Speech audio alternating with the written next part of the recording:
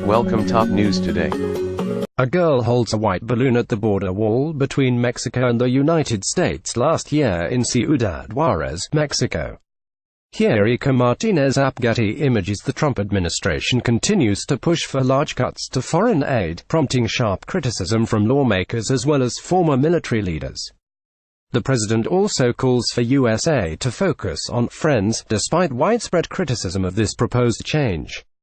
Unlike these much-discussed policy proposals, there has been little public focus on the possibility that the government will reallocate aid to address migration concerns at the expense of other policy priorities. Yet this is a likely outcome in the United States and across many donor countries.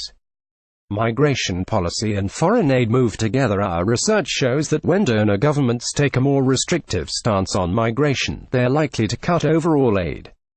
They are also likely to direct remaining funds more heavily toward recipient countries that send large numbers of migrants to the donor. In addition to the current U.S. administration, Britain, Austria, Australia, France, and Scandinavian countries as well as new Central European donor nations have passed or considered more restrictive immigration policies. Collectively, these donors represent more than half of aid flows from Organization for Economic Cooperation and Development (OECD) countries. Redistributing aid to complement migration policy can be counterproductive.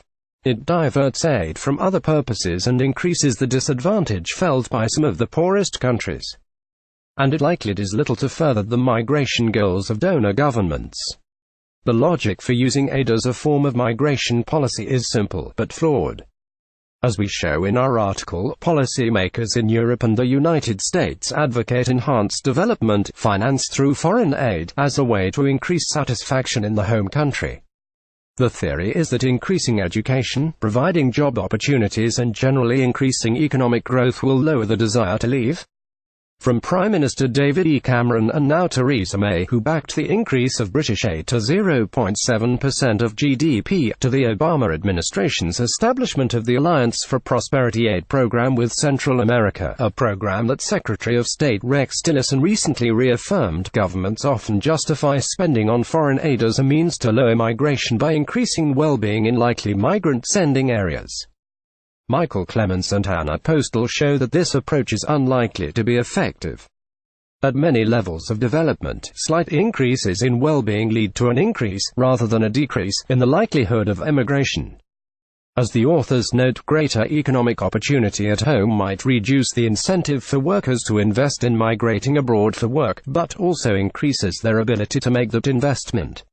Using aid as migration policy comes at a cost. Despite lack of evidence that foreign aid deters migration, donor governments to link aid and migration policy. We show that donors, on average, provide large migrant-sending states with substantially more aid compared to states that send fewer migrants. This general effect of migration on aid is even larger when a donor adopts more restrictive migration policies. Thus, recent donor reforms on migration will lead to changes in the distribution of foreign aid away from other purposes and toward migrant-sending countries. Shifts are already occurring. Within U.S.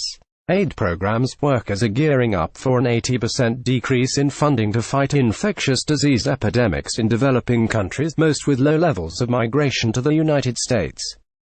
This will hinder the ability to detect disease early, ultimately increasing the risk of pandemic disease in the United States.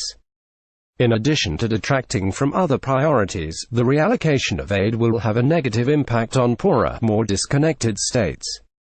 States connected to donors through migration, the countries that benefit from the remittances sent back by family members who emigrate, are also likely to receive more aid.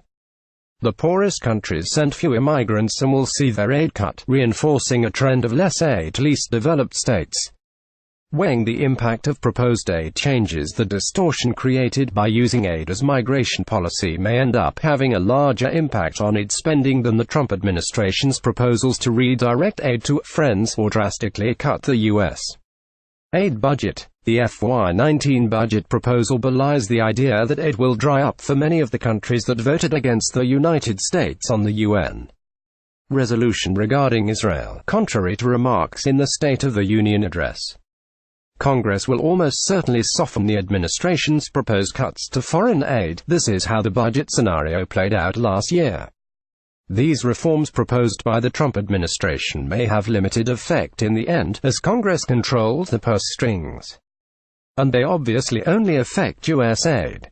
On the other hand, in this time of restrictive migration policies across many countries, multiple donors will reallocate aid in a fruitless attempt to decrease migration. This will divert funds from critical areas such as food security and health in some of the poorest countries.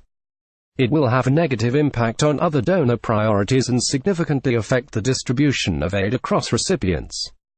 Sarah Bermeo is Assistant Professor of Public Policy and Political Science, and Faculty Affiliate of the Duke Center for International Development at Duke University. She is the author of Targeted Development Industrialized Countries Strategy in a Globalizing World, Oxford. 2018. David LeBlanc is a professor in the Department of Politics at the University of Virginia and a professor of politics and public policy at the Batten School of Leadership Public Policy, where he directs the Global Policy Center.